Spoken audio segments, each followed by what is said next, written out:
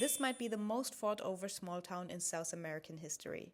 Portuguese, Spanish, Portuguese again, more than 7 times over nearly 150 years, and somehow it survived beautiful. Colonia del Sacramento sits right across the water from Buenos Aires. The Portuguese built it in 1680, on purpose in Spanish territory. Back then, Spain controlled this entire region, what is now Argentina and Uruguay.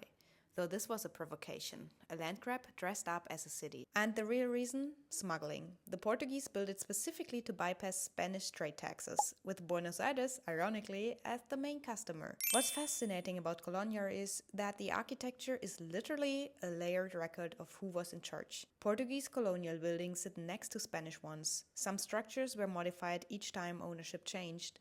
A window style here, a facade there. The city is a physical document of contested history. It's now a UNESCO World Heritage Site, possibly the most charming result of 150 years of political conflict. There's also something interesting about how my body responds to these environments.